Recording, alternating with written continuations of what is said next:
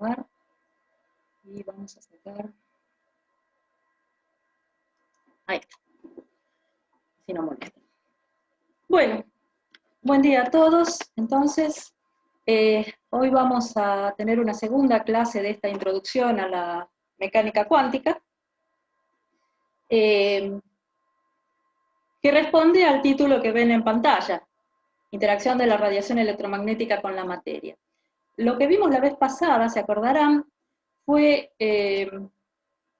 cómo se había propuesto, se había tratado de resolver el problema de la radiación térmica en el caso del cuerpo negro, y cómo esta teoría de Rayleigh y Jeans, que habían hecho un cálculo estricto desde el punto de vista clásico, fracasó estrepitosamente, catastróficamente, por eso se llamó la catástrofe del ultravioleta. Y cómo, para resolver, entre comillas, este tema, Max Planck había propuesto, digamos, una variación muy sencilla, pero en realidad audaz, audaz porque no tenía ningún fundamento físico evidente, y resolvió el problema. Y esto era, lo que propuso Planck era que los osciladores materiales, esas cargas, esos átomos vibrando en la pared, que eran los que emitían esa radiación electromagnética, podían tener energías discretas, es decir, niveles de energía discretos, no cualquier energía, sino múltiplos enteros de una cantidad elemental de energía que después, comparándolo con la experiencia, encontró que era igual a una constante, hoy conocida como la constante de Planck, por la frecuencia de la oscilación de estos, o de la vibración de estos átomos, y por lo tanto de la radiación electromagnética. No tenía ningún fundamento físico, y en realidad, insisto, fue una solución sencilla, pero audaz, insisto, porque no tenía fundamento en qué basarse. Y hoy vamos a avanzar un paso más. Fíjense que Planck pensó en su momento que lo único que estaba haciendo era una pequeña modificación a la teoría de Maxwell, a la teoría electromagnética de Maxwell, y solamente consideró que lo que estaba cuantificando, hoy decimos cuantificar o cuantizar, discretizando, eran las energías de estos osciladores materiales. Entonces hoy lo que vamos a ver es cómo se avanza con estas ideas, con este otro tema, con la interacción de la radiación electromagnética con la materia, con dos fenómenos, que son estos dos, el efecto fotoeléctrico y el efecto Compton, que vamos a detallar. Entonces, ¿qué es lo que vamos a hacer? Primero vamos a dar las características experimentales, luego vamos a pensar cuál sería la explicación clásica, vamos a ver cómo la explicación clásica no coincide con el experimento, y bueno, ¿y qué es lo que se propuso para explicar estos fenómenos? ¿De acuerdo? Eso es en la primera parte de nuestra clase. Ok, les aclaro que esto está en los apuntes que se llaman clase 12, y la segunda parte de la clase está en parte, porque es una pequeña parte, de la clase 13. Ok, bueno, entonces comencemos. A ver, interacción de la radiación electromagnética con la materia. Fundamentalmente es la interacción de los electrones con los electrones que contiene la materia. ¿Está bien? ¿Y cómo se comenzó con esto? Bueno, el electrón fue descubierto, mejor dicho, por J.J. Thomson en 1897, estudiando los rayos catódicos. Los rayos catódicos es lo siguiente, vamos a hablar rápidamente de esto. Esto es un tubo, que se llama ahora tubo de rayos catódicos, ¿sí? Que, a ver, pregúntenle a sus padres cómo eran los televisores antiguos, ¿sí? Los televisores antiguos, y los televisores antiguos tenían un tubo como este. Y la idea era la siguiente: en este tubo hay un gas cuya presión se puede controlar porque está conectado a una bomba de vacío, ¿sí? Y hay dos electrodos, el cátodo negativo y el ánodo positivo, está dado por la polaridad de este esta fuente. Y entonces lo que se estudiaba era la conducción de la electricidad por gases enrarecidos, ¿sí? Y entonces, bueno, ¿qué se observaba? Se observó que, por ejemplo, que a presión, que era más o menos una atmósfera, que es una presión considerable, digamos, se necesitaba un campo eléctrico muy intenso para producir la descarga. ¿La descarga qué era? A ver, cuando los electrones chocaban con los átomos de gas, ¿sí? Los ionizaban, ¿sí? Y entonces, al ionizarlos, esa descarga se producía como una chispa violenta. ¿Por qué? Porque el gas pasaba a ser de ser aislante a ser conductor, liberando electrones. ¿De acuerdo? Obviamente todo eso en ese momento no se sabía, lo que se estaba observando era el fenómeno en sí. Y entonces, ¿por qué se necesitaba un campo muy intenso? Se necesitaba un campo muy intenso porque como la presión es considerable, digamos, las moléculas en promedio, o los átomos en promedio, están relativamente cerca unos de otros, ¿sí? En promedio. Entonces, venía un electrón que salía del cátodo y antes de chocar, podía, digamos, tenía un corto camino, digamos, antes de producir un choque con un átomo. Entonces, no tenías, digamos, tiempo suficiente como para colectar energía suficiente como para ionizar al átomo con el cual estaba chocando. ¿De acuerdo? Lo que decimos es que el camino libre medio de los choques es chico en ese caso. ¿Se acuerdan? El camino libre medio es el camino promedio entre dos choques sucesivos. Cuando disminuía la presión del gas, ¿sí? Entonces se necesitaba un campo eléctrico más bajo.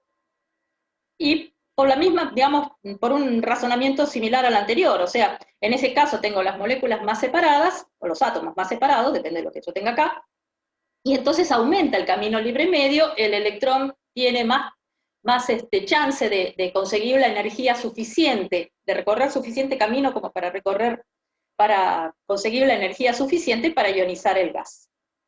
¿De acuerdo? Entonces no necesita un campo tan intenso. Pero a presiones muy bajas, era muy difícil establecer la descarga, porque justamente la probabilidad de que se produjeran choques era muy baja también. Obviamente, tengo muy pocos átomos dispersos en ese tubo, y entonces bajaba mucho la probabilidad de que los electrones chocaran. Ok, el tema es que a presiones muy bajas se notaba que fluía corriente. ¿Por qué? Porque se formaba acá una mancha luminosa. Esta mancha M, se producía una mancha luminosa que se podía colimar, o mejor dicho, y eso era producto de que uno tenía digamos, un haz supuestamente de partículas o de rayos o de algo, ¿sí? Que era colimado por este colimador, ¿no es cierto? Y entonces impactaba en esta zona. Entonces, esta mancha era producida por esos haces de partículas o rayos, lo que fuera. Ahora, la mancha se podía modificar por campos eléctricos o campos magnéticos intensos, con lo cual Thomson llegó a la conclusión de que eran partículas cargadas negativamente y los llamó rayos catódicos. Y pudo determinar justamente por la desviación que sufrían por los campos eléctricos o magnéticos, la mancha, cómo se modificaba por los campos eléctricos o magnéticos, pudo determinar cuál era la relación entre la carga y la masa, que notó que era constante. Y por lo tanto, llegó a la conclusión de que lo que estaba presente ahí era una única clase de partículas a las que llamó electrones. ¿De acuerdo? Más adelante, en 1909, fíjense que esto es 1897, en 1909, Millikan llegó a determinar por separado la carga y la masa de estos electrones, haciendo un experimento que no sé si se sigue haciendo, yo lo hice, cuando Física 4 tenía laboratorio, ahora el laboratorio se separó. ¿Qué es lo siguiente? A ver, para poder determinar la carga y la masa de una partícula, de un electrón, imagínense, necesitamos, la materia es neutra, pero necesitamos un cuerpo que se cargue ya sea positivo o negativamente, o sea, que pierda electrones o gane electrones, de alguna manera. Pero no muchos electrones, sino unos pocos electrones, ¿de acuerdo? Si fueran muchos, digamos, la cosa es mucho más, digamos, no se podría determinar, digamos, la carga y la masa por separado, tendríamos así un montón y no podríamos llegar a determinar eso. Entonces la idea era la siguiente, con un aspersor se hacía un spray de gotitas de aceite que al ser flotadas por el aspersor se cargaban o positivo o negativamente, o sea, perdían o ganaban algunos electrones. ¿Sí? Las gotitas, en ausencia de otra, digamos, de un campo o esas cosas, caían sometidos a estas dos fuerzas, a su propio peso y a la fuerza viscosa del aire. ¿De acuerdo? Ahora, ¿qué es lo que hizo Millikan? Millikan lo sometió a un, digamos, puso un campo eléctrico, ¿sí? Un campo eléctrico, y entonces, ¿qué pasaba? A ver, puso un campo eléctrico de tal manera que las gotitas o se detenían en el aire o avanzaban hacia arriba con velocidad constante, ¿sí? Y entonces, haciendo el balance entre las fuerzas, fíjense que como ahora esta gotita está avanzando para arriba, tenemos el peso y la fuerza viscosa para abajo y la fuerza eléctrica hacia arriba, ¿sí? El balance de estas, haciendo el balance de estas fuerzas, llegó a determinar, ¿sí?, que la carga del electrón negativa, acá tenemos, este es el valor, digamos, el módulo, es 1.602 por, digamos, con algunos decimales, por 10 a la menos 19 coulombs, y en otra unidad de carga, que es la unidad electrostática de carga, es 4.8 por 10 a la menos 10. Esta unidad la pongo también porque es usual en la mecánica cuántica. Y la masa, fíjense qué pequeñita, también, es 9.109 por 10 a la menos 28 gramos. Uno se da cuenta que frente a estas magnitudes, ¿sí?, es muy, digamos, incómodo usar unidades MKS o unidades CGS, ¿de acuerdo? Bueno, entonces habían sido descubiertos los electrones, y ahora entonces vamos directamente al fenómeno que nos interesa. Ok, entonces vamos a estudiar un poquito de qué es el efecto fotoeléctrico. El efecto fotoeléctrico fue descubierto también por Hertz en 1887. Fíjense, todavía digamos, antes del siglo XX. Y lo que observó Hertz era que una placa metálica, se carga positivamente, con lo cual, digamos, uno sabe que como la materia es neutra, si se carga positivamente es que está perdiendo carga negativa, cuando se la ilumina con una luz de longitud de onda chica, por ejemplo, digamos del orden del ultravioleta, donde, o sea, típicamente una longitud de onda que está entre 10 y 10 al cubo Armstrong. Armstrong, ¿se acuerdan que es esa unidad que es 10 a la menos 8 centímetros? ¿De acuerdo? Así que este fenómeno se llama efecto fotoeléctrico. Y entonces, la distribución experimental es también un tubo de rayos catódicos, ¿sí?, con dos electrodos. Este es el electrodo emisor y este es el electrodo colector. Acá tenemos, por acá se ilumina el electrodo emisor, ¿sí?, con esta luz ultravioleta de una cierta intensidad I y una cierta frecuencia nu, ¿sí? Y se pone una pila, ¿sí?, una pila con la polaridad así como está acá, pero con un voltaje suficientemente chico como para no, digamos, no sacar electrones del emisor, ¿sí? No es suficiente este voltaje para que, digamos, para que se emitan electrodos del emisor. Así solamente van a ser emitidos cuando se ilumina con esta luz. Entonces lo que se veía era que si se iluminaba la placa, había una corriente de electrones, cuando se dejaba de iluminar la placa, no había corriente de electrones. Acá, por supuesto, se ponía un filtro de cuarzo para solamente permitir digamos, paso de luz con estas características. Entonces, veamos, ¿cuál sería la explicación clásica? La explicación clásica es sencilla. Tenemos luz, radiación electromagnética, es un campo electromagnético.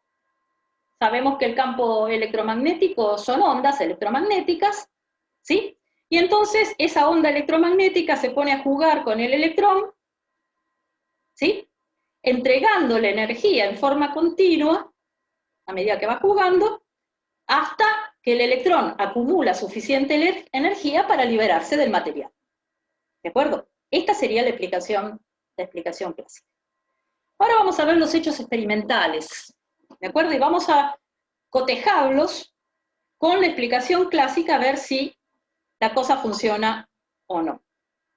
¿De acuerdo? Bien.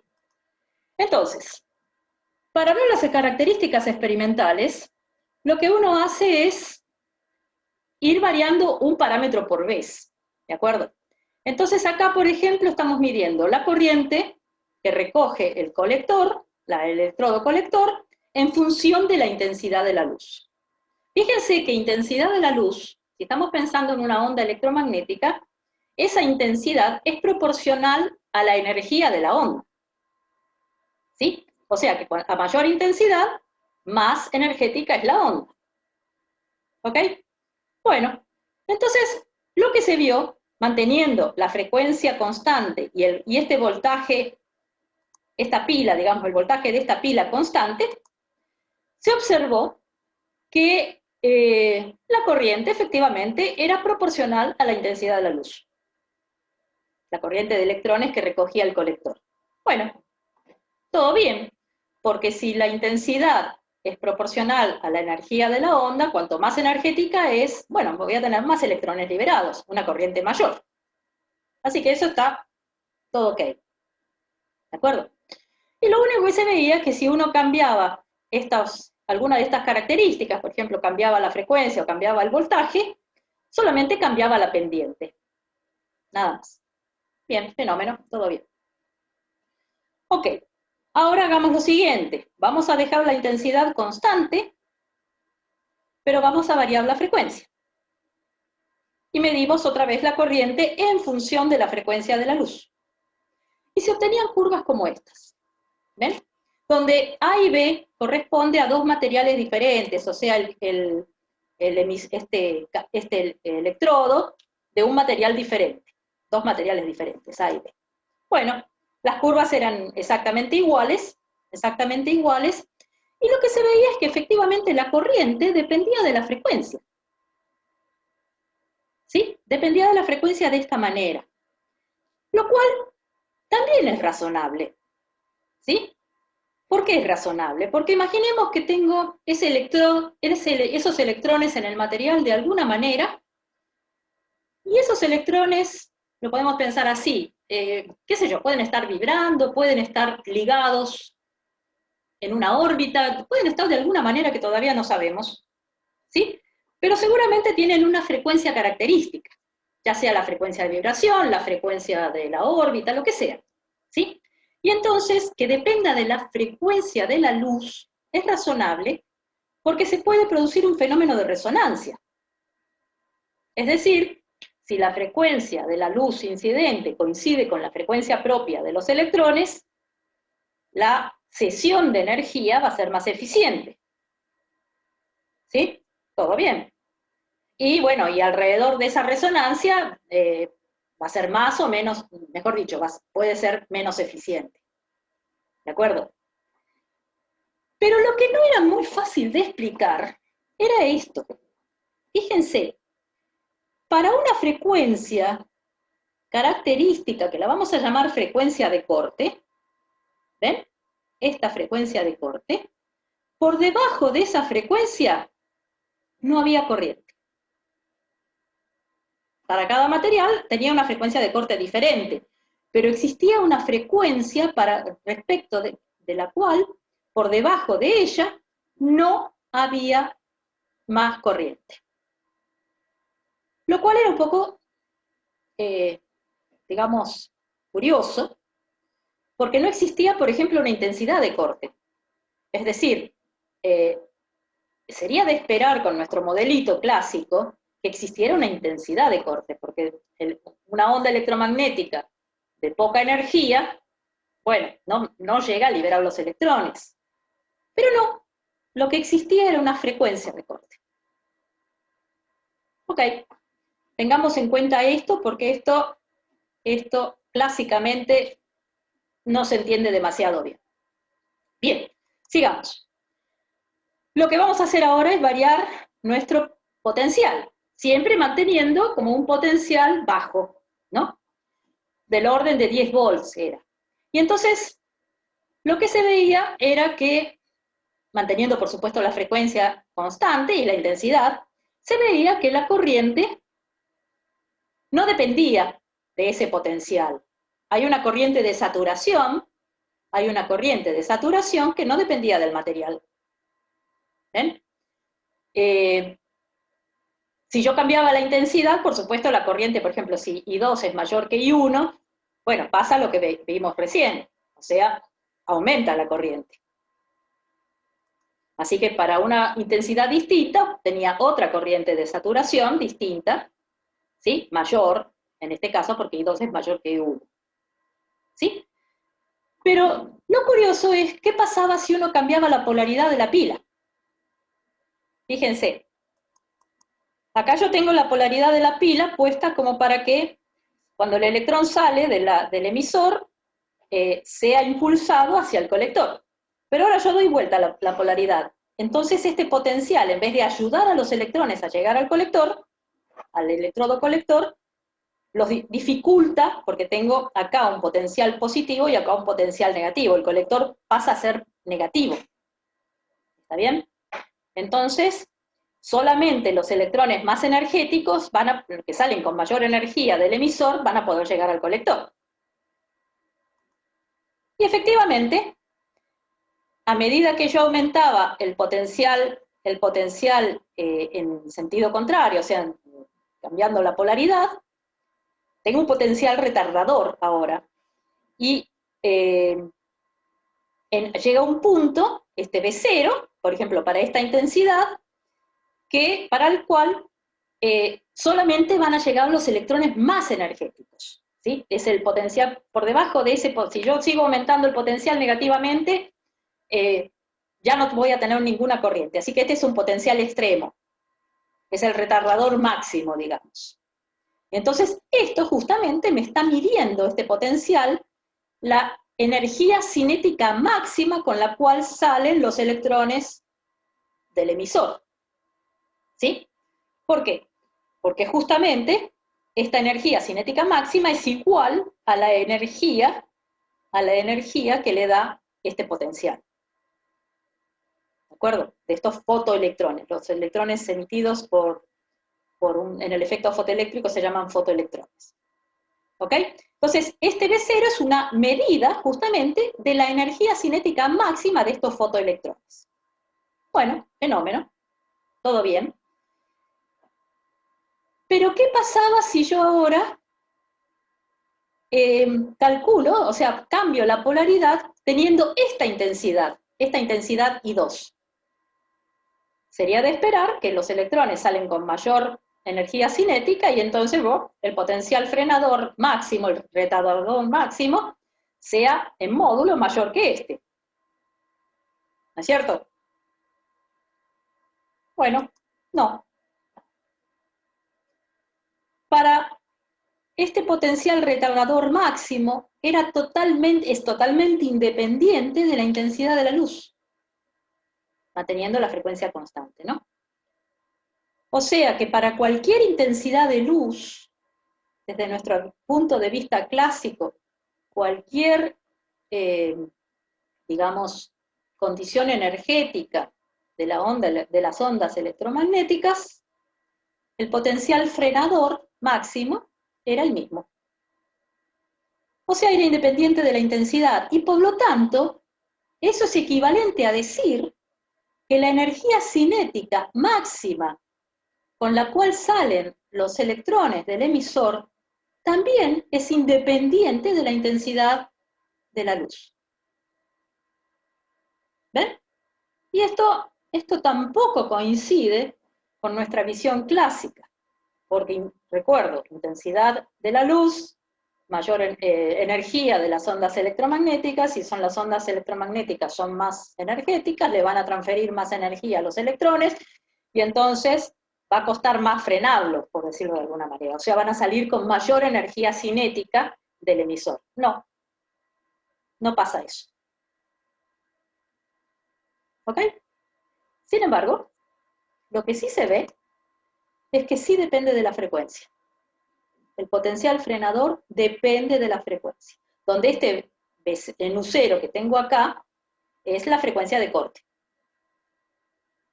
Pero depende de esta manera, depende linealmente de la frecuencia. Acá yo prolongué la recta para llegar a, digamos, para tener la pinta que tiene esta recta con su pendiente y su ordenada al origen. O sea, ¿qué me está diciendo esto? Me está diciendo que la energía de los fotoelectrones no depende de la intensidad de la luz, pero sí depende de su frecuencia. Entonces la pregunta es cómo juntamos estos datos. Entonces vamos a hacer un raconto de todo esto, y entonces tenemos, existe una frecuencia de corte y no existe una intensidad de corte. ¿Sí? Y la energía cinética máxima de los electrones, de los fotoelectrones, depende de la frecuencia y no de la intensidad. Con lo cual, la conclusión a la cual uno llega, si quien le está entregando energía a los electrones es esa radiación electromagnética, le está dando su energía a los electrones, la conclusión a la cual uno llega es que la energía de la radiación electromagnética depende de la frecuencia y no de la intensidad. ¿Ok? Y hay un dato más curioso. ¿Me van siguiendo?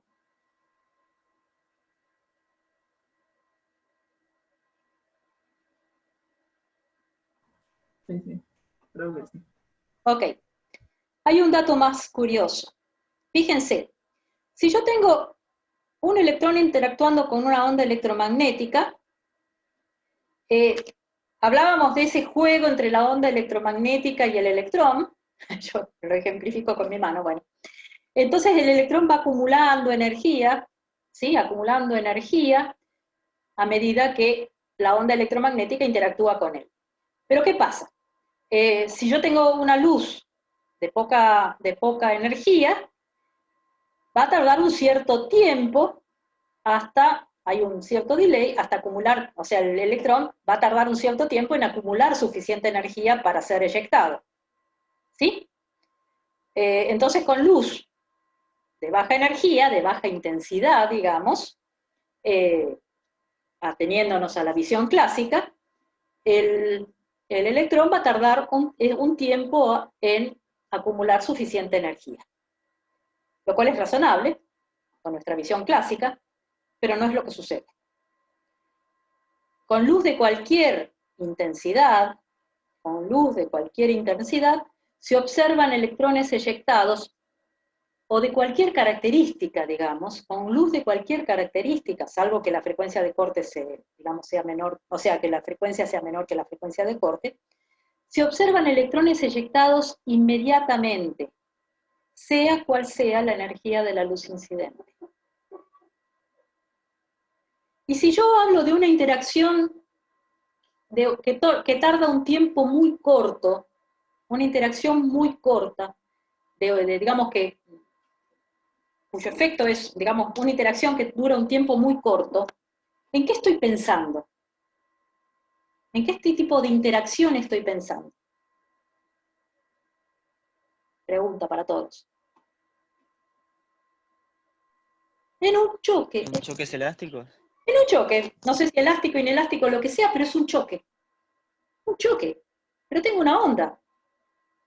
¿Sí? No es lo típico de una onda electromagnética interactuando con pensar en un choque. Y sin embargo, el tipo de interacción en este caso es la típica de un choque, o sea, una interacción que dura un tiempo muy corto, como si fuera la interacción entre dos partículas. ¿Sí? No se parece al juego entre una onda electromagnética y una partícula, sino la interacción entre dos partículas. ¿Ok? Bien. Entonces, vamos a ver un poquito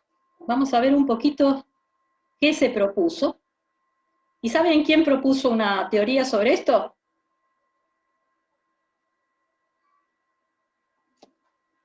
Bueno, Einstein otra vez.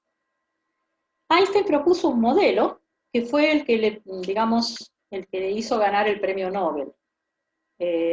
Einstein no ganó el premio Nobel por la teoría de la relatividad, sino por la explicación del efecto fotoeléctrico.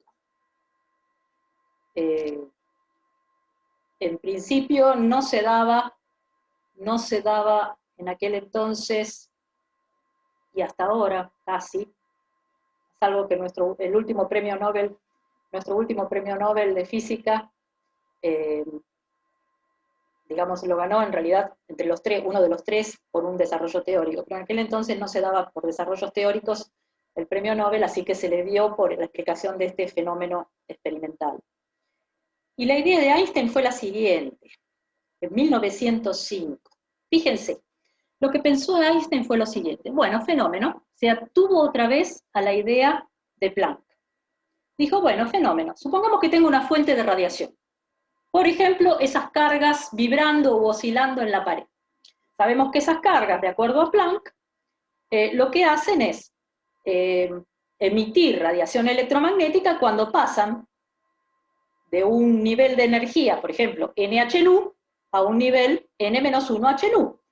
Y entonces, la radiación electromagnética que sale tiene un contenido energético que es hNu, la diferencia de energía entre estos dos. ¿Sí? Y la frecuencia de esa radiación electromagnética característica es esta nu. ¿Ok?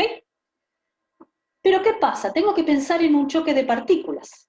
Y entonces, lo que pensó Einstein fue que la fuente no emite una onda, sino un paquetito de energía electromagnética que tiene un contenido energético hNu. ¿Sí? Este paquetito de energía sale de la fuente, más o menos localizado, y permanece localizado en todo su trayecto hasta llegar al electrón, y entonces protagoniza una interacción tipo choque con el electrón. Y entonces el electrón absorbe dicho paquete en el proceso fotoeléctrico.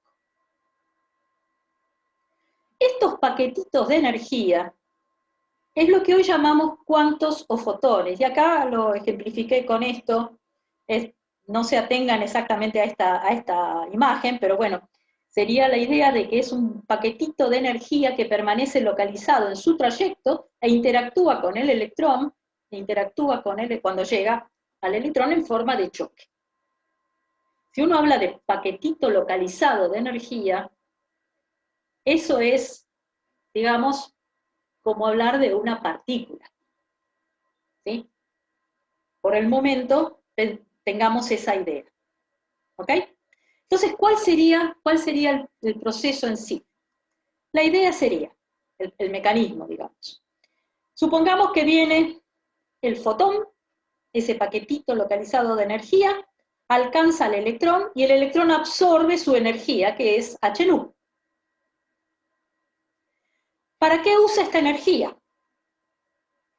Primero, si tengo un electrón por acá adentro, tiene que llegar hasta la superficie del material. Y en ese proceso, para poder llegar hasta la superficie del material, va a gastar una cierta energía delta E. Después tiene que, fíjense, pensemos lo siguiente, tengo un electrón que llegó hasta acá, hasta el borde, tiene que salir. Y tiene todos los centros positivos de acá, de este lado, que están tironeando de él hacia adentro. ¿Sí? Y de este lado no tiene prácticamente nada. Entonces, fíjense que lo que se forma acá en el borde del material es una barrera de potencial. Esa barrera de potencial es lo que se llama la función trabajo del material. Y es justamente lo que cierra un material, lo que evita que los electrones escapen del material, en principio. ¿Sí? De cualquier material. ¿Por qué? Porque si yo tengo supongamos, una barra de hierro, en la barra de hierro tengo, digamos, electrones que están moviéndose por ahí. Si yo no tuviese una barrera de potencial en los extremos, ¿sí? Los electrones se me podrían escapar perfectamente. Y entonces, ¿cómo se produce esa barrera de potencial? Justamente por todos estos centros positivos que a estos electrones sueltos los tironean para adentro, y hay digamos, un desbalance entre lo de adentro y lo de afuera. Y entonces se produce esa barrera de potencial que se llama la función trabajo. Entonces, con esto, la energía cinética con la cual salen los electrones, cualquier electrón de por acá adentro, va a ser igual a la energía que le dio el fotón, menos la energía que gastó para llegar hasta el borde del material, menos la energía de la función de la barrera de potencial. ¿Cuáles van a ser los más energéticos? Los que estén en el borde del material, los que no necesiten gastar energía para llegar hasta el borde del material. O sea, que este delta E sea cero. Entonces, la energía cinética máxima con la cual pueden salir electrones de acá va a ser igual a H nu, la energía que le da el fotón, menos la función trabajo. Esto es según Einstein. ¿Ok? Bien. Bueno, cotejemos esto con esta curva. Recuerden, este B0 es esa medida de la energía cinética, ¿dónde lo tengo? De acá, de la energía cinética máxima de los electrones. E por B0 es la energía cinética máxima de los fotoelectrones. Entonces, efectivamente, bueno, lo tenía acá, no me acordaba. Efectivamente, vemos que B0 es, con esta expresión de la energía cinética máxima, una función de la frecuencia, efectivamente, donde esa función es H sobre E, estoy dividiendo por E, por nu, menos la función trabajo dividido E. Y efectivamente, si uno coteja, digamos, compara la recta experimental con esta pendiente y esta ordenada al origen, efectivamente coincide este valor de la pendiente y de la ordenada al origen con lo que aparece experimentalmente. Así que era una pegada.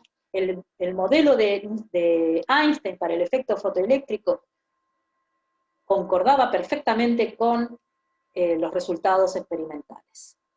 Pero era bastante choqueante. El tema es que entonces, digamos, ¿con qué relacionamos la intensidad de la radiación? Bueno, intensidad de la radiación,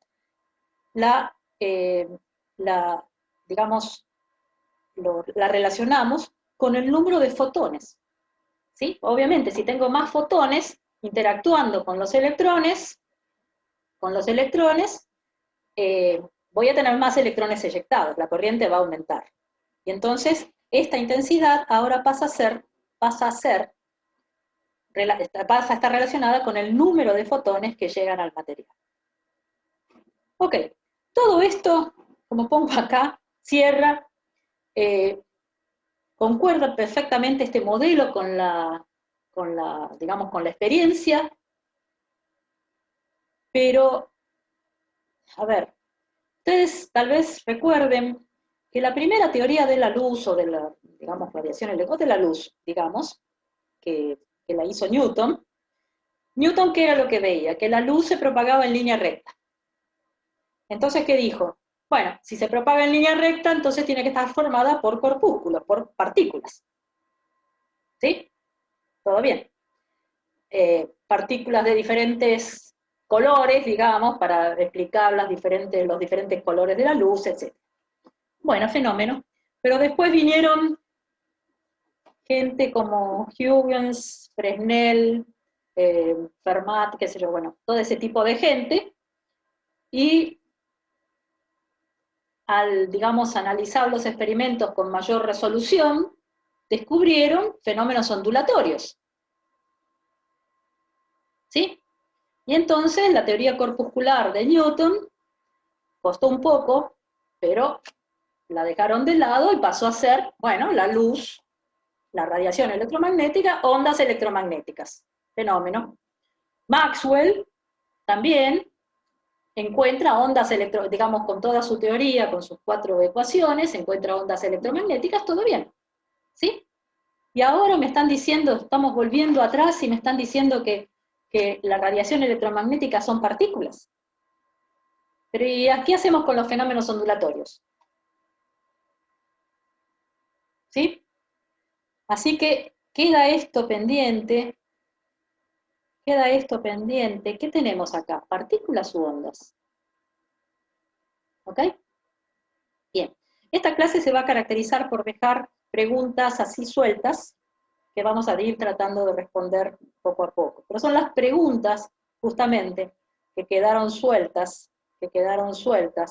o sea, cada vez que se avanzaba un poquito con esta teoría, o con los elementos de esta teoría, iban quedando preguntas en el medio que, bueno, que no se podían contestar.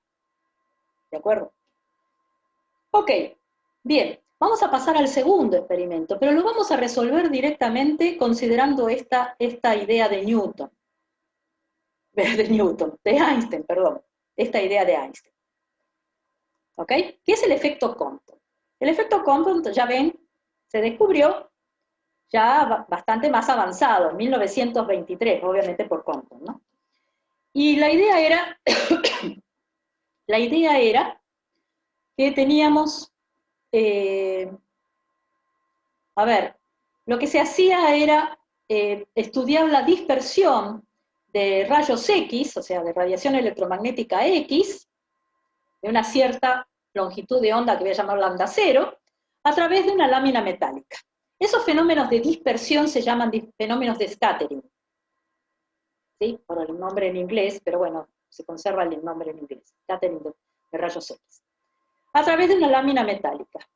Y entonces lo que se observaba en cada caso era que la radiación dispersada tiene una longitud de onda mayor o igual, acá faltaría un igual en realidad, mayor o igual que la longitud de onda de la radiación incidente. Y dependía de esa longitud de onda del ángulo de dispersión, o sea, bajo qué ángulo se dispersaba esa radiación al atravesar la lámina metálica. ¿De acuerdo? Rayos X, hablamos de rayos X. Son longitudes de onda entre 10 a la menos 2 y 10 a la 2 Armstrong. Típicamente, por ejemplo, una lambda de 0.71 Armstrong. Comparando con la longitud de onda que se usa en el efecto fotoeléctrico, UV, o sea, de la ultravioleta, son lambdas mucho menores que la radiación UV, o sea, la ultravioleta, la que se usa en el efecto fotoeléctrico. Y como lambda es inversamente proporcional a la frecuencia, y la frecuencia tiene que ver con la energía, ¿sí? Entonces, estos rayos X son mucho más energéticos que el ultravioleta, que la radiación ultravioleta. Entonces, el efecto Compton se estudia como la interacción entre un fotón y un electrón libre. ¿Por qué? Porque, digamos, estos fotones X, tienen una energía que es mucho mayor que la energía necesaria para liberar al electrón. Y entonces se hace la aproximación de decir, bueno, una pequeña parte de esa energía se gasta para liberar el electrón, y el resto entonces ya lo podemos considerar como la interacción entre un electrón y un fotón, entre un electrón libre y un fotón. ¿De acuerdo? Despreciando esa pequeña parte de la energía que se gasta para liberar el electrón. Y entonces lo que se observa, acá lo vemos en un gráfico, que por ejemplo, que como decíamos, la longitud de onda de la radiación dispersada depende del ángulo de dispersión y es mayor o igual que la de la incidente. Por ejemplo, si la radiación dispersada se dispersa bajo 0 grados, o sea, pasa de largo, ¿sí? La radiación dispersada tiene la misma longitud que la radiación incidente, ¿ven? Y ahí está, a ver, uno tiene un cierto ancho de banda, ¿sí?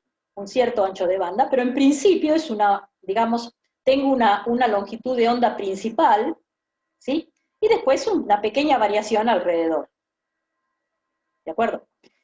Para 45 grados esto se comienza a separar, ¿ven? Lambda dispersado es mayor que lambda 0 y comienza a separarse. Esto es para 90 grados, ya se separan aún más. Y para, por ejemplo, 135 grados ya la separación, la resolución entre los dos picos es bastante buena. ¿Okay?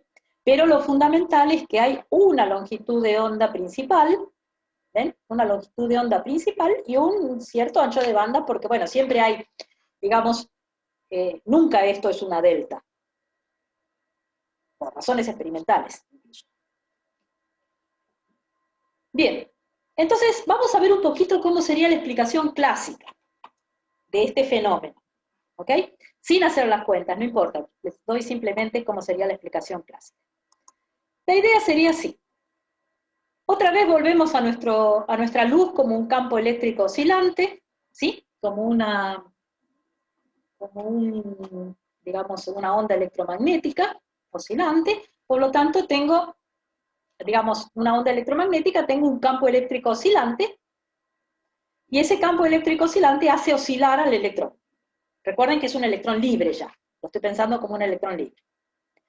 Entonces viene la onda electromagnética, acá tengo el electrón, y lo hace oscilar. ¿Ok? Así. No, así. Entonces, ¿qué pasa? El electrón pasa a ser una carga acelerada. ¿Sí?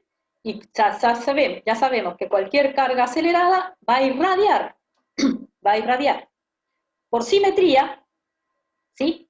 Si el electrón oscila así, va a irradiar en un plano perpendicular a la dirección de la radiación incidente. Entonces irradia simétricamente en este plano. ¿Ven? Ok. Pero como irradia simétricamente, en este plano no hay ninguna dirección privilegiada. Y por lo tanto, esta onda que va para allá lleva un cierto impulso que es contrario al impulso que lleva esta onda para acá, que va para acá. Y lo mismo pasa en cada una de las direcciones. Entonces, ¿cómo se entiende? En el plano, toda la radiación que se escapa digamos que irradia el electrón en el plano, no lleva impulso. O sea, el balance neto es que el impulso neto que lleva toda esta radiación en el plano va a ser cero, porque lo que se va para acá se balancea con lo que se va para acá, y así sucesivamente. Y entonces, esta onda electromagnética incidente le va a estar entregando su impulso al electrón, directamente al electrón. Y por lo tanto el electrón se acelera. Si se acelera, lo que vamos a tener es un efecto Doppler. ¿Sí? Tengo una carga, ¿sí? Emisora, un emisor de radiación, ¿sí? Una fuente de radiación en un movimiento acelerado, y por lo tanto, la radiación que va emitiendo va a ir cambiando su longitud de onda. Y si hacemos la relación, o sea, si resolviéramos el Doppler, ¿sí? Cosa que no vamos a hacer porque, digamos, no es lo que nos interesa ahora, la diferencia entre la longitud de onda de la radiación dispersada y la radiación incidente tiene esta pinta, donde este es el ángulo de dispersión. ¿Está bien? Y si consideramos, fíjense que esta onda sigue jugando permanentemente con el electrón, esta onda le está entregando permanentemente energía a ese electrón, que está representado por este omega de acá. Esto va creciendo porque la onda sigue jugando con el electrón permanentemente, entonces este omega se va haciendo cada vez más grande, ¿sí? Que es la energía que la onda le va transfiriendo al electrón, y por lo tanto, como esto va cambiando, esta longitud de onda también va creciendo, ¿sí? Y lo que tendría que obtener es un rango continuo de longitudes de onda dispersadas. Si esto va cambiando en forma continua, esto también. ¿Ok? Y no es lo que se observa. ¿Ven? No es lo que se observa. Entonces, otra vez, lo que vamos a hacer es volver directamente a la imagen que propuso Einstein del choque entre un electrón y un fotón. ¿Ok? Ahora, como las energías involucradas son grandes, son mucho más grandes que la del efecto fotoeléctrico, no podemos resolver esto como un choque clásico, sino como un choque relativista. ¿De acuerdo? Así que lo que vamos a hacer es recordar o, digamos, introducir, depende de lo que ustedes hayan visto en Física 1 o en Mecánica, algunas expresiones relativistas que necesitamos. ¿De acuerdo? Pero también les voy a contar un poquito algo de electromagnetismo. Fíjense, no sé si en Física 3 han visto esta expresión, la expresión del impulso de la radiación electromagnética, de un campo electromagnético, pero bueno, no importa, se los presento de últimas, ya lo van a ver en Teórica 1, no importa, porque esto es simplemente para comentarles una cosa curiosa o, digamos, o interesante. El impulso que lleva una onda electromagnética, por ejemplo, dentro de un cierto volumen, va como el campo eléctrico vector del campo magnético, ¿sí? Y estas unidades, estos constantes, C es la velocidad de la luz, es porque estamos usando el sistema gaussiano. ¿Se acuerdan que son ondas transversales? El campo eléctrico es perpendicular al campo magnético, por lo tanto el producto E por B es paralelo al vector de onda. ¿Sí? Y además, en estas unidades gaussianas, el módulo del campo eléctrico es igual al módulo del campo magnético. ¿De acuerdo? Por lo tanto, el módulo del producto E por B que aparece acá, lo podemos escribir, fíjense, estos dos son perpendiculares, así que es el módulo de uno por el módulo del otro por el seno del ángulo comprendido, que es 1, así que es el producto de los módulos. Como los dos módulos son iguales, esto se puede escribir como E cuadrado directamente. Y E cuadrado lo puedo escribir, ¿por qué no?, como E cuadrado más B cuadrado sobre 2. Por lo tanto, la energía, que se las presenté la vez pasada, la energía, que la escribimos como 1 sobre 8pi integral sobre el volumen, la energía contenida en un volumen, de E cuadrado más B cuadrado diferencial B, se puede relacionar con el impulso, ¿ven? Porque este módulo de por B es justamente esto, que el impulso resulta ser igual a la energía sobre C, ¿sí? En la dirección del vector de onda. En la dirección del vector de onda. ¿Ven? Esto es electromagnetismo clásico. Nada de cuántica, nada. Pero recuerden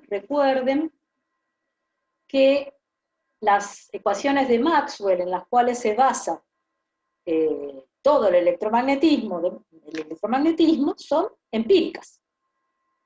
¿Sí? Salen directamente de la naturaleza. Ok, recuerden esto. Bueno, y ahora veamos un poquito de relatividad. Si yo tengo una partícula, ustedes saben que la masa desde el punto de vista de relatividad, la masa de una partícula es una medida de la inercia de la partícula, y es una cantidad que va creciendo con la velocidad. ¿Sí? Por eso es una medida de la inercia, es la inercia de la partícula que impide que llegue a la velocidad de la luz. ¿Sí? Pero hay una masa, yo no sé si esto lo vieron en Física 1, por eso se los cuento rápidamente, Física 1 o mecánica, hay una masa que es en el sistema en el cual la partícula está en reposo, ¿sí? Que es lo que se llama la masa en reposo. ¿Sí? Entonces, si yo tengo una partícula que tiene masa en reposo m0 y está moviéndose con una cierta velocidad v respecto de otro sistema de referencia, la energía de esa partícula se escribe, como ya todo el mundo sabe que se escribe la energía relativista, que es gamma por m0, o sea, la masa, pero la masa ya en movimiento, por c cuadrado, donde este gamma es 1 menos la velocidad al cuadrado de la partícula sobre c cuadrado a la menos 1 medio. En reposo, la partícula tiene también energía, una energía que se llama la energía de la masa de vida, la energía en reposo de la partícula, que es justamente esta energía igual a m0, la masa en reposo, por c cuadrado. Entonces, fíjense que la masa de la partícula, la masa en reposo, también es una medida de la energía de la partícula. Tanto es así que en relatividad, muchas veces la masa se expresa en unidades de energía, porque hay una equivalencia increíble entre la energía y la masa. O sea, es una relación biunívoca entre la energía y la masa. Por eso cuando lleven en la mano, qué sé yo, 1 kilo de azúcar, tengan cuidado, porque eso tiene un contenido energético que lo pueden calcular, y se van realmente a asombrar. ¿Ok? Bien, el impulso relativista se escribe también con la masa relativista, o sea, gamma por m0. O sea, si la partícula está en movimiento, gamma por m0, por la velocidad de la partícula. Y hay una relación entre la energía y el impulso, ¿sí? ¿Qué es esta? Es una relación sencilla, que proviene del hecho de que energía e impulso en realidad no son dos cosas diferentes, sino que forman parte de un mismo ente, de un mismo cuadrivector, no importa, que es que la energía está relacionada con el módulo del impulso de esta manera. ¿Okay? Y esto es válido, esta relación entre la energía y el impulso es válido aún para aquellas partículas que no tienen masa en reposo. ¿De acuerdo? Como nuestros fotones. Nuestros fotones, la radiación electromagnética, no tiene masa en reposo. Y entonces, la relación entre la energía y el impulso para un fotón, por ejemplo, es directamente E igual P por C. Ahora, si vamos a nuestro fotón, la energía, ya sabemos, es h nu. Y el número de onda es 2pi sobre lambda. ¿Sí? Por lo tanto, si volvemos a esta expresión, vemos que el impulso, si paso c de este lado, va a ser E sobre c en la dirección del vector de onda. Pero esto es h nu sobre c. ¿Sí? Y si lo pongo en función de lambda, ¿sí? C sobre nu es lambda. O sea que esto es h sobre lambda en la dirección del vector de onda. ¿Sí? Pero lambda es 2pi sobre k.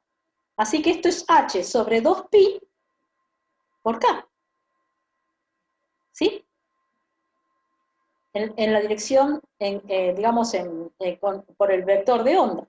O sea, que esto es la constante de Planck dividido 2pi, y esto es una constante que aparece mucho, que se escribe así como una h con una rayita k, por eso se llama h barra, ¿sí? Va a aparecer mucho. ¿Quién dijo jajaja? ¿Por qué jajaja? ¿Quién se rió? Bueno, no importa. H barra, que tiene este valor, 1.05 bla, bla, por 10 a la menos 27 ergios por segundo, y que en los libros castizos españoles van a ver que se llama H partida, pero es lo mismo, H barra, nosotros lo llamamos H barra. ¿Ok? Ahora, lo interesante del caso es que la relación entre el impulso y la energía de una onda electromagnética, según el electromagnetismo clásico, es exactamente la misma relación que existe para el fotón en mecánica cuántica. ¿Ven? Tenemos la misma relación entre la energía y el impulso para la onda electromagnética vista desde el electromagnetismo clásico que para el fotón visto desde la mecánica cuántica. ¿Ven? Y esto es porque el electromagnetismo nace en forma empírica. ¿Sí? Entonces ya es relativista y hasta en algunas circunstancias cuántico por sí mismo. ¿De acuerdo? A pesar de que el electromagnetismo nos está hablando de ondas electromagnéticas, o sea, la interpretación que hacemos de ondas electromagnéticas, tenemos las mismas relaciones para esas ondas electromagnéticas que para los fotones. ¿Ok? Esa era simplemente digamos, una cosa, digamos, un dato interesante que quería comentarles. Bueno, y acá además acordémonos que entonces el impulso de un fotón se escribe como H por el vector de onda K. Perdón, H barra, ¿no? H barra por K. Ok. Bien. Entonces tenemos energía del fotón H nu, impulso del fotón H barra K. Ok. Entonces ahora directamente vamos a trabajar con nuestro choque, entre el electrón y el fotón. Bien. Y nos vamos a parar en el sistema de referencia en el que el electrón está inicialmente en reposo. Lo vamos a considerar como un choque relativista, o sea, con las expresiones relativistas. Para todo choque relativista es elástico. O sea, para que, digamos, vieron que en física clásica uno tiene choques elásticos, choques plásticos, etcétera, etcétera. El choque elástico es aquel en el que se conserva la energía, el choque plástico es en el que no se conserva la energía. Bueno, en los choques relativistas, para que se conserve el impulso, se tiene que conservar la energía. Así que se conservan las dos cosas. ¿De acuerdo? En todo choque relativista se conserva la energía y el impulso. ¿Por qué? Porque son, insisto, dos entes que se relacionan entre sí, que no son independientes. Ok. Entonces me paro en el sistema de referencia en que el electrón está inicialmente en reposo. Les aclaro que esta cuenta es medio pesada. Yo les voy a ir contando más o menos cómo sale. No es complicada, pero tiene sus vueltas. Por eso les recomiendo que después la sigan con tranquilidad en el apunte. Todo esto está hecho en el apunte con todo detalle. Ok. Entonces, antes del choque tengo un fotón que tiene una energía H nu 0 y un cierto impulso P0, viene por acá, está en la dirección que llamé X, ¿sí? Y electrón quietito. Después del choque tengo un fotón que se dispersa con una energía H nu, un nu distinto, y otro impulso, y el electrón, que también se dispersa con su propia energía e impulso, con estos átomos. ¿De acuerdo? Todo en el plano y de tal manera que se conserva la energía y el impulso. Entonces planteemos la conservación de la energía. Inicialmente, ¿qué tengo? Tengo, por un lado, la energía del fotón, H nu 0. Y el electrón también tiene energía, que es su energía debida a la masa en reposo. Esta energía del electrón en reposo, m0c², donde m0 es la masa en reposo del electrón. Después del choque, el fotón tiene una energía H nu. Y el electrón ahora tiene velocidad ¿sí? Por lo tanto, su masa va a ser gamma por m0. ¿Se acuerdan? El factor gamma es la S1 menos b cuadrado sobre c cuadrado a la menos 1/2 por c cuadrado. Entonces, bueno, para simplificar por el momento, llamemos a esto h nu más la energía esta del electrón. Por otro lado, tengo la conservación del impulso. Y entonces, tengo la dirección X y la dirección Y. En la dirección X tengo inicialmente el impulso del fotón. Recordemos, el impulso del fotón se escribe como h nu sobre c en la dirección de propagación, que en este caso es X. Así que es h nu 0 sobre c. Cuando, después del choque, y bueno, y el electrón está quietito, así que no tiene impulso. Después del choque, ¿ven? El fotón tiene un impulso en X, que es h nu sobre c, por el coseno de este ángulo θ. Fíjense que este ángulo θ es el ángulo de dispersión del fotón, de la radiación, o sea, de la radiación dispersada. Más la componente X del impulso del electrón, que bueno, lo llamo P sub E por el coseno de φ. En la dirección Y, ¿qué voy a tener? Inicialmente no tengo impulso, y después tengo la del fotón, que es h nu sobre c por el seno de θ, acá, esta componente, menos el impulso del electrón por el seno de φ. ¿Ok? Bueno, acá está planteado el choque. Ahora lo que hay que hacer es trabajar con estas cosas. Y la cosa es así. A ver, vamos a poner todo lo que depende del fotón de este lado. Voy a pasar este h nu sobre c coseno de θ de este lado, este h nu sobre c seno de θ de este lado. Voy a sumar las dos expresiones y las voy a elevar al cuadrado. ¿Sí? Mejor dicho, primero lo paso de este lado, paso todo esto de este lado, lo elevo al cuadrado y después sumo las dos ecuaciones. ¿Por qué? Porque me quiero sacar este ángulo phi del medio. ¿Está bien? A mí me interesa este ángulo θ, así que me quiero sacar este ángulo phi que desaparezca, no me interesa. Por ahora, si después me interesa cómo se dispersa el electrón, bien, lo calculo, pero mientras tanto me lo quiero sacar de encima. Entonces hago eso. Pasé todo de este lado, ¿ven? Lo elevé al cuadrado, y entonces de este lado me queda el impulso del electrón al cuadrado por la suma del coseno cuadrado más seno cuadrado, que me es 1. ¿Ven? Ahora lo que hago es desarrollar estos cuadrados, con lo cual me queda toda esta expresión larga y complicada. ¿Ven? Y de este lado, que tenía solamente, me queda solamente el impulso al cuadrado del electrón, lo voy a escribir, el impulso al cuadrado del electrón, ¿sí? Muestro acá. Lo voy a escribir de acuerdo, tendría que haberla escrito, de acuerdo a esta expresión. ¿Ven? Elevando e al cuadrado me queda c cuadrado por p cuadrado más esta cosa al cuadrado. Perdón, más esta cosa sin cuadrado. Más esta cosa tal como estaba. Si elevo e cuadrado, si elevo toda la expresión al cuadrado. Entonces, ahí me queda el impulso al cuadrado del electrón va a ser la energía del electrón sobre c cuadrado menos m0c al cuadrado. ¿De acuerdo? Entonces tengo todo esto que es esta parte que desarrollé los cuadrados, y al impulso del electrón lo escribí de esta manera, usando esa expresión. ¿De acuerdo? De la expresión de la energía, ¿ven? De la expresión de la energía voy a sacar cuánto vale la energía del electrón.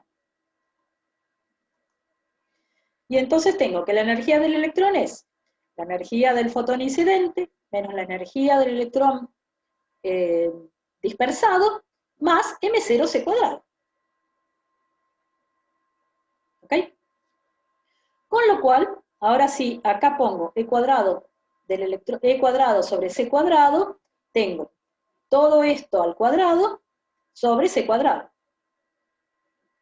este c cuadrado, divido cada uno de estos términos por c cuadrado y me queda h nu 0 sobre c, menos h nu sobre c, m0c, todo al cuadrado. ¿Y por qué lo escribí de esta manera? Porque c sobre nu 0, yo sé que es lambda. Lambda 0 y acá lambda. A mí me interesa ponerlo en función de lambda. Quiero ver la relación entre los lambdas.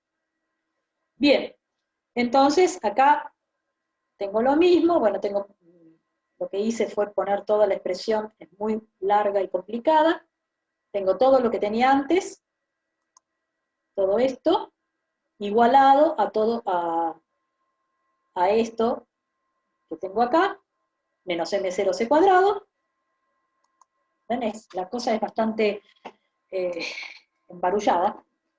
Y entonces, bueno, desarrollo todo y finalmente llego con las simplificaciones, con las cosas que se me van simplificando, por ejemplo, este m0c al cuadrado se me simplifica con esto, etcétera, etcétera. Me queda 2h al cuadrado por nu 0 nu sobre c cuadrado sobre 1 menos coseno de tita, ¿sí? Simplemente de hacer toda esta cuenta, igual a 2h m0c nu 0 sobre c, nu sobre c. Ahora lo pongo en función de lambda, sabiendo que c sobre nu 0 es lambda, y entonces tengo h barra cuadrado sobre lambda 0 lambda por 1 menos coseno de tita, igual, se me simplifica este 2, h m0c, 1 sobre lambda 0 menos 1 sobre lambda. Bueno, saco denominador común acá, me queda h m0c, lambda menos lambda 0, que es justamente lo que yo quiero encontrar, lambda menos lambda 0, dividido lambda sobre lambda 0. Este lambda sobre lambda 0 se me va a simplificar con este. Y finalmente queda, todavía finalmente no, fíjense, acá me queda un 1 menos coseno de tita, que lo voy a escribir en forma un poco más, digamos, de otra forma, ¿va? Lo escribo como 1 menos coseno de tita sobre 2 más coseno de tita sobre 2, o sea, con coseno de una suma. Y el coseno de la suma es el coseno de uno por el coseno del otro menos el seno de uno por el seno del otro, o sea que me queda 1 menos coseno cuadrado de tita sobre 2 más seno cuadrado de tita sobre 2, con lo cual 1 menos coseno cuadrado es seno cuadrado, o sea que esto me queda 2 seno cuadrado de tita sobre 2. Con lo que finalmente llegamos a que la relación entre la longitud de onda del fotón dispersado y la longitud de onda del fotón incidente es igual a esta constante 2h sobre m0c por el seno cuadrado de tita sobre 2. A esta cantidad 2h sobre m0c se lo llama longitud de onda Compton. ¿Sí?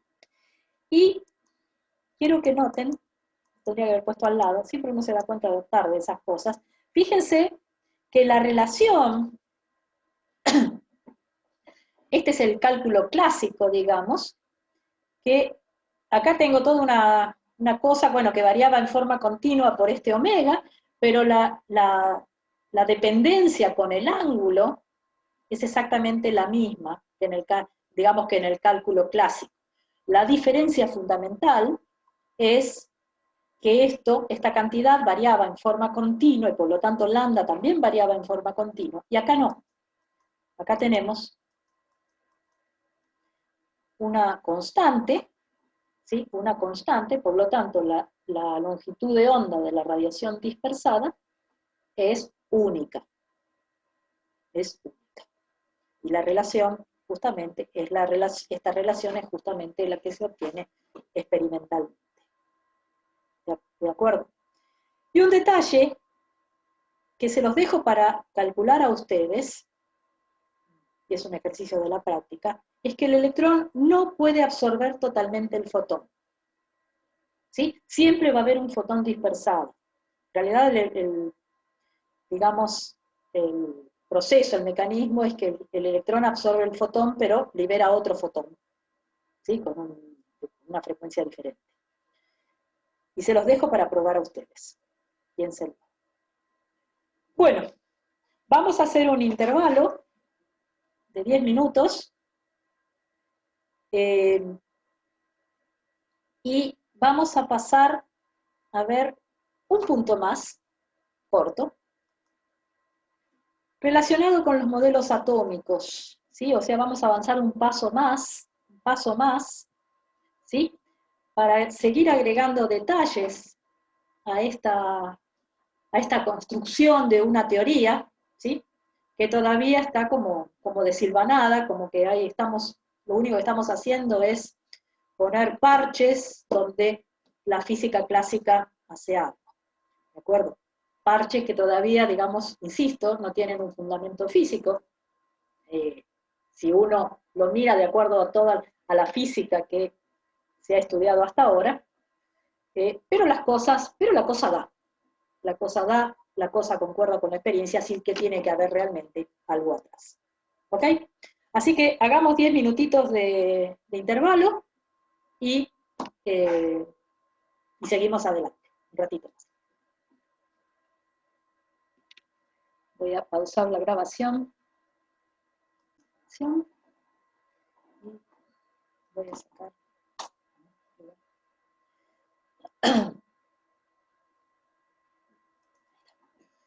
Bien, bueno, entonces, en esta última parte de la clase, que va a ser más o menos corta, vamos a hablar un poquito de los modelos atómicos, para avanzar un poquito más. Pero fíjense, les voy a comentar cuál era el sentimiento en ese momento, después de todo este tipo de cosas que estamos, digamos, contemplando, digamos, estas fallas de la teoría clásica. En palabras de Einstein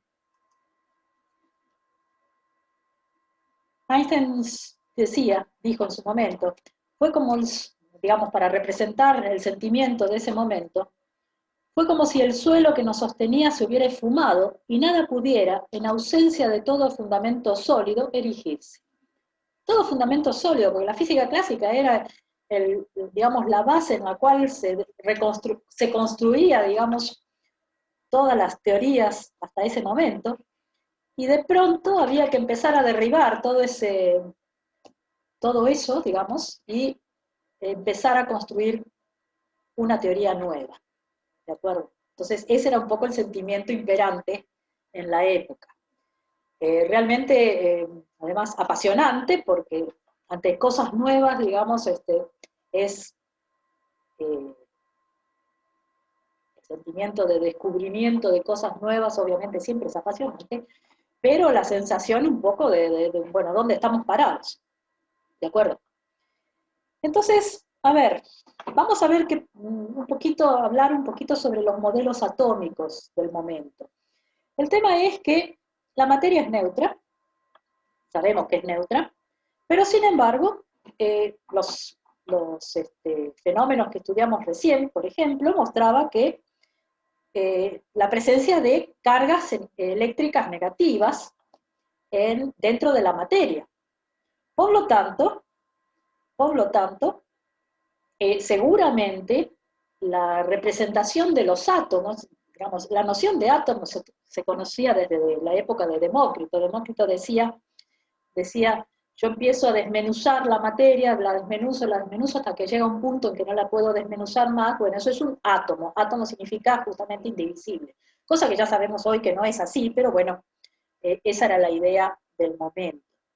Y además, se sabía que la materia no era una cosa continua, justamente por estos experimentos de scattering, porque cuando se bombardeaba una placa de algún material con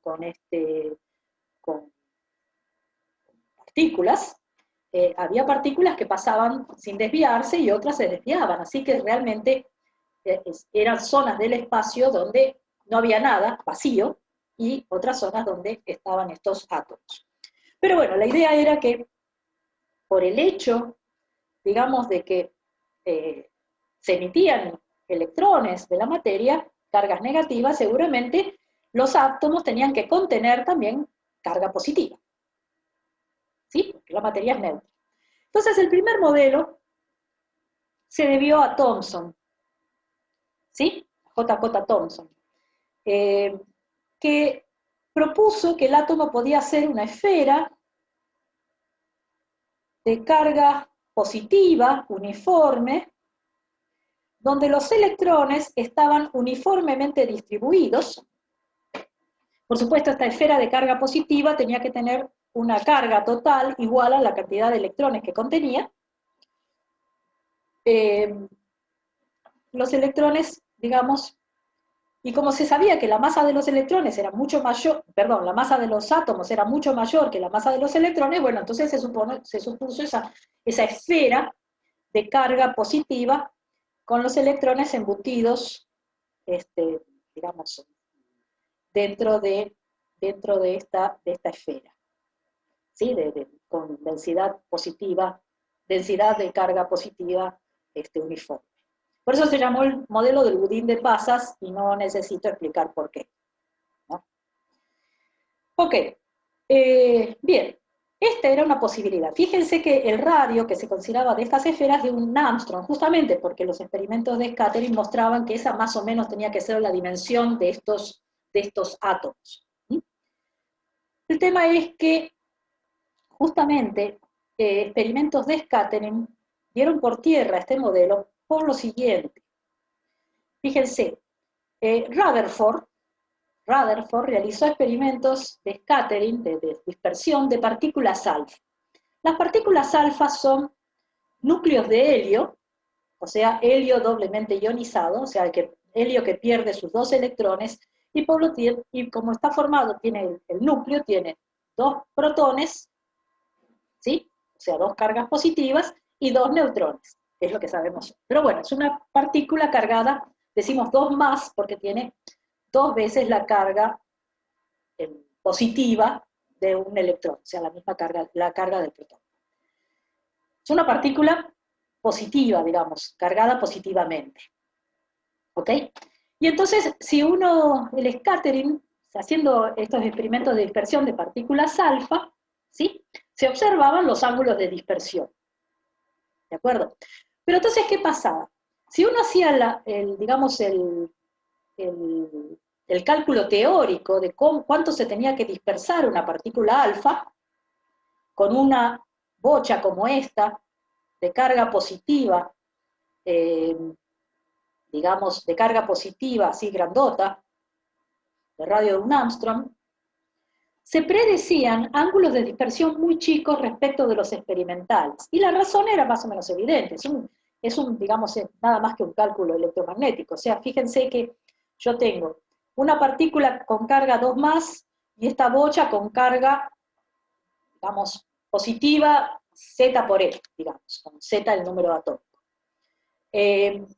Obviamente esta partícula alfa se da cuenta enseguida, porque esta cosa es muy grande, que tengo una carga positiva muy grande, entonces comienza a desviarse rápidamente, o sea, mucho antes de llegar a esta esfera. Y entonces el ángulo de dispersión va a ser chico, justamente porque comienza a desviarse estando lejos todavía de la esfera. Entonces, por eso este experimento echó por tierra el modelo del budín de pasas, ¿sí? Por suerte. y entonces el mismo Rutherford se dio cuenta que lo que tenía que hacer era reducir el tamaño de la carga positiva, o sea, concentrar la carga positiva en una zona mucho más chica. ¿Por qué? Porque de esa manera la partícula alfa iba a tener, digamos, iba a acercarse mucho más a esa zona de carga positiva y va a empezar a desviarse mucho después. Y por lo tanto el ángulo de desviación, estando mucho más cerca, va a ser mayor. ¿De acuerdo? Entonces, esto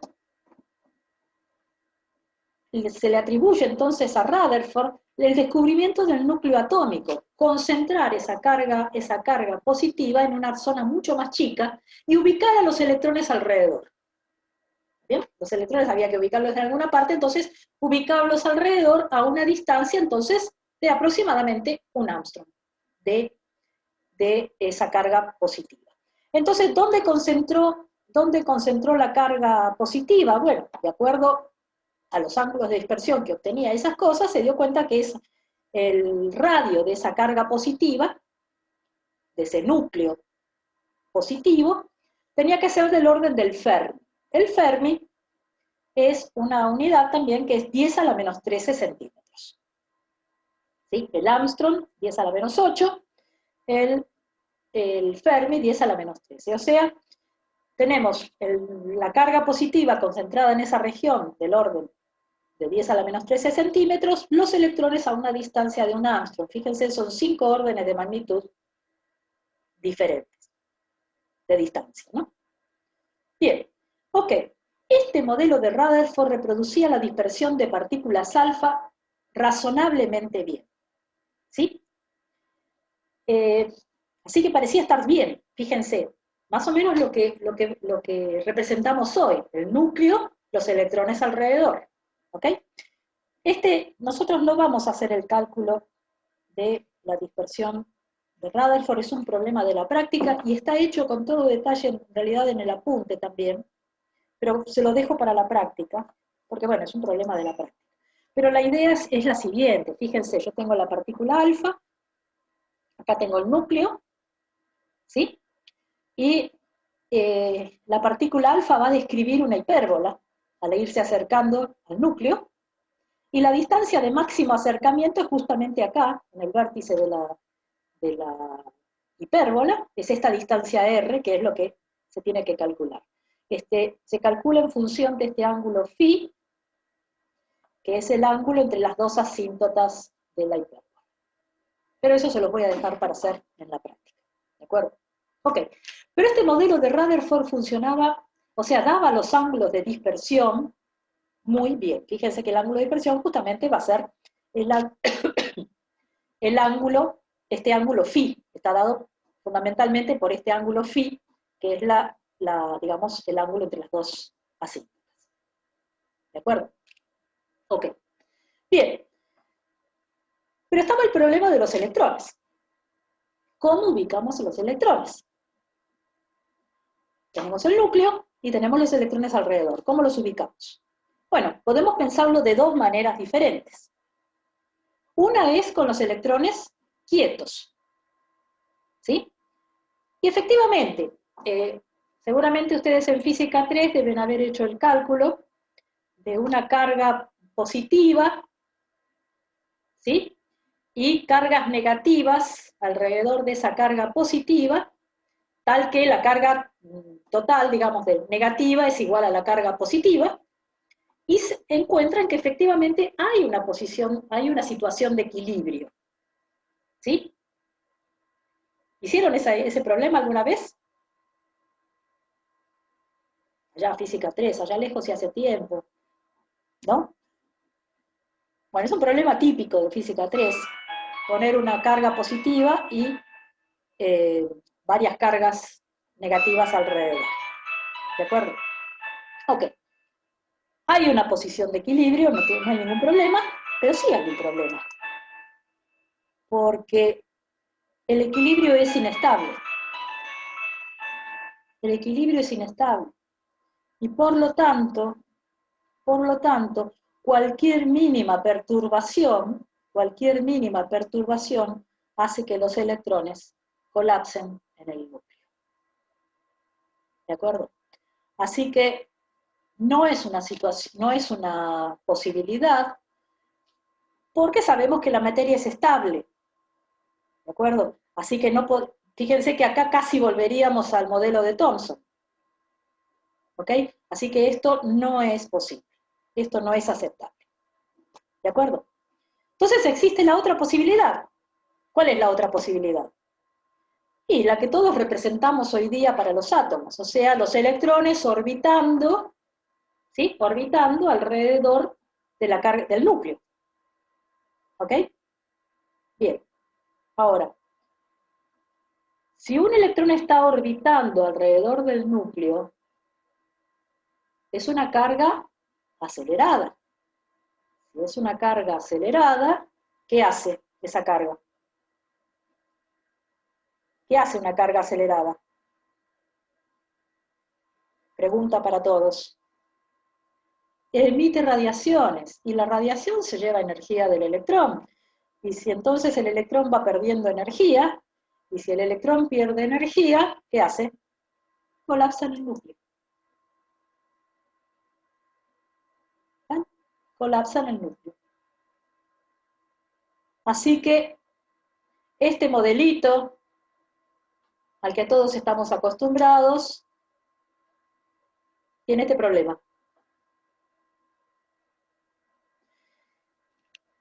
Así que no podemos poner los electrones quietos, no podemos poner los electrones en movimiento, estamos en problemas, porque la materia es estable. Entonces, las dos situaciones, las dos posibilidades, nos conducen a electrones colapsando en el núcleo. Bien, lo vamos a dejar así, otra pregunta pendiente, hasta la próxima vez. Pero el tema es que vamos a agregar a eso lo que vamos a llamar el problema de los espectros atómicos. Espectros atómicos, ¿qué son los espectros atómicos? Veamos, si le entregamos energía a los átomos adquieren una energía mayor que en el estado normal, ¿de acuerdo? Que en el estado normal. O sea, ganan energía, los átomos tienen un cierto estado normal, después vamos a ver qué es eso, pero bueno, ganan energía extra y al volver al estado normal, ceden ese exceso de energía. ¿De acuerdo? Ceden ese exceso de energía. ¿Cómo lo ceden? Emiten radiación electromagnética. Por ejemplo, si yo caliento un conjunto, una sustancia, ¿no es cierto? Esa sustancia gana energía de algún tipo, y después vamos a ver qué es lo que se perturba, o qué es lo que pasa, gana energía de algún tipo, y cuando dejo de entregarle energía y el sistema vuelve al estado normal, emite digamos, devuelve esa energía en forma de radiación electromagnética. ¿Ok? Eso es lo que se llama, bueno, si uno analiza esa radiación electromagnética, ¿se acuerdan que la vez pasada alguien preguntó, y yo les dije algo sobre los espectros? Bueno, acá está el tema en sí. Si uno analiza esa radiación electromagnética, lo que obtiene es que, por ejemplo, ¿cómo se puede analizar? Se puede analizar con un prisma, para ver cuáles son las longitudes de onda presentes en esa radiación electromagnética, si fueran dentro del visible. O se puede analizar con una red de difracción, ¿sí? Los máximos van a estar, dependiendo de las longitudes de onda presentes en esa radiación electromagnética, los máximos van a estar ubicados en las posiciones de las diferentes longitudes de onda que están presentes en esa radiación electromagnética. ¿Está bien? Y esto es tan característico, que cada elemento o sustancia tiene su propio espectro. Es como si fuera una huella dactilar. El estudio, las espectroscopías, las diferentes espectroscopías, me permiten saber, por ejemplo, cuáles son los elementos presentes en una sustancia. ¿Sí? Entonces, lo que uno observa, por ejemplo, acá tengo para el hidrógeno, observa ciertas líneas, que obviamente son la imagen de la ranura del espectrómetro, digamos, de la red de difracción, ubicadas en las posiciones, digamos, que corresponden a cada longitud de onda. Y entonces, por ejemplo, tengo el espectro del hidrógeno, el mercurio tiene un espectro así. Obviamente, eso depende del rango de longitudes de onda que yo estoy mirando, ¿sí? Esto se va repitiendo para diferentes longitudes de onda, para diferentes rangos. El espectro del sodio, con sus características rayas, líneas amarillas, en fin. Y eso, insisto, una huella dactilar es cada sustancia, cada elemento tiene su propio espectro. ¿De acuerdo? Ok. Entonces, bueno, el estudio de estos espectros mostró, por ejemplo, para el hidrógeno, en 1885, Balmer determinó cómo se sucedían las líneas para el hidrógeno, para el elemento hidrógeno. Y encontró 9 líneas, ¿sí?, que respondían a esta fórmula, ¿sí?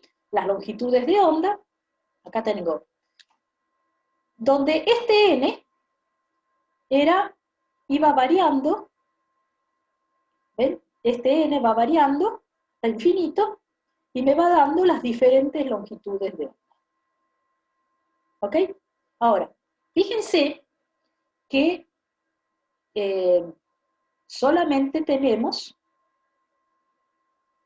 unas pocas líneas. Esto no es un espectro continuo, sino que hay solamente algunas líneas. ¿Está bien? Acá se van juntando cuando llego a n y tendiendo a infinito, ¿sí? Pero son simplemente unas pocas líneas. Una en el rojo, acá en el azul, violeta, en el ultravioleta, etcétera, etcétera. ¿De acuerdo? Más adelante, Rydberg escribió esto mismo en función del número de onda, ¿sí?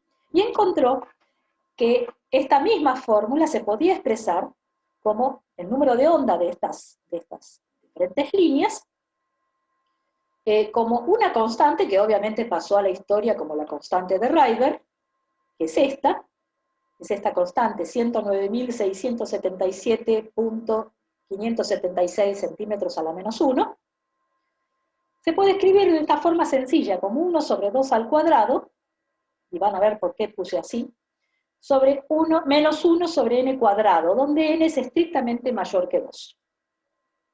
¿Está bien? Y más adelante, se encontró que este no era el único, digamos, el único conjunto de líneas para el hidrógeno, sino que dependiendo de la energía que uno le entregaba, al hidrógeno, se obtenían diferentes series de líneas, ¿sí? Entonces, en general se obtuvieron diferentes series, que son, por ejemplo, algunas conocidas, la serie de Lyman, en el ultravioleta, en la zona del ultravioleta, bueno, la serie de Balmer que acabamos de ver, en el casi ultravioleta y en el visible, estas 3 en el infrarrojo, y así sucesivamente, podríamos seguir a lo largo de todo el espectro electromagnético. Y todas estas series respondían a una fórmula similar a la que vimos recién, ¿sí? Donde el número de onda para cada serie es igual a la constante de Rydberg, la misma constante, por 1 sobre m cuadrado menos 1 sobre n cuadrado, con n estrictamente mayor que m. Entonces, m me da cuál es la serie que estoy considerando, y el número n, las diferentes líneas dentro de la misma serie. Entonces, la serie de Lyman, en el ultravioleta, corresponde a m igual a 1, y entonces n es mayor o igual que 2. ¿Está bien? O sea, porque es estrictamente mayor que 1. La de Balmer es la que vimos recién, m igual a 2 y n mayor o igual a 3. Y así sucesivamente, y podría seguir cubriendo todo el espectro electromagnético. Y finalmente se descubrió además lo que se llamó el principio de Rydberg-Ritz, y era que si en un espectro aparecía una determinada frecuencia, digamos, 2 determinadas frecuencias, frecuencia 1 y frecuencia 2, o sea, esto mismo lo puedo medir en función de la frecuencia, no del número, de la longitud de onda, es estrictamente lo mismo, o del número de onda, perdón. Entonces, en general, también aparecían nu1 más nu2 y nu1 menos nu2 en módulo, por supuesto, porque, digamos, dependía si nu1 era mayor o menor que nu2. Y esto es lo que se conoció como el principio de Rydberg. Bien. Esto era bastante curioso. Digamos, estos espectros atómicos eran bastante curiosos y planteaban nuevas preguntas. ¿Por qué? Porque, a ver, estos espectros atómicos, ¿cómo explicamos que solo tengamos algunas líneas? ¿Sí? Fíjense, que tengamos algunas líneas, o sea que el espectro sea discreto, que los espectros sean discretos, Eso significa, fíjense, el átomo absorbe cierta energía y después la radiación que emite para volver al estado normal contiene esa energía, y esa energía, bueno, está relacionada con una cierta frecuencia. ¿Está bien? Pero eso significa, fíjense, parecería significar que el átomo no absorbe cualquier energía, porque esta línea corresponde a la frecuencia de la radiación emitida única, una única radiación emitida. Perdón, una única frecuencia para esa radiación emitida. O sea que, si eso lo relaciono con la energía, significa que el átomo solamente pudo absorber, digamos, esta energía, o esta, pero no un continuo de energías. ¿Se entiende? Entonces, se planteaba esa pregunta. ¿Cómo se explica que solamente tengamos líneas discretas? O sea, que el átomo solamente pueda absorber ciertas cantidades de energía y otras no. ¿Sí? Así que nos queda esta pregunta pendiente. Y después agreguemos las otras. ¿Cómo estabilizamos el modelo atómico de Rutherford? Que funciona bien, pero no sabemos cómo estabilizar los electrones. Y finalmente, la pregunta de la primera parte de la clase, que es, ¿qué tenemos acá? ¿Tenemos partículas o tenemos ondas? Bien, los dejo con todas estas preguntas, ¿sí? Con todas estas preguntas que vamos a tratar de empezar a analizar, o digamos a responder, quizá, la clase que viene. Así que vamos a parar acá. Así que, bueno, si tienen preguntas, dudas, comentarios, algo, podemos contestar. Y si se les ocurren después, bueno, como siempre, tienen el foro de consultas. Vayan al foro de consultas teóricas y pregunten. ¿De acuerdo? Como siempre, miren el apunte, así fijan ideas. ¿Sí? Y bueno, si mirando el apunte también se les ocurren dudas, bueno, pregunten. ¿De acuerdo? Bueno, paramos acá, supongo que van a hacer un intervalo y después van a tener la clase práctica. ¿Ok? Si no hay dudas, entonces voy a pausar la grabación. No, la voy a detener. La voy a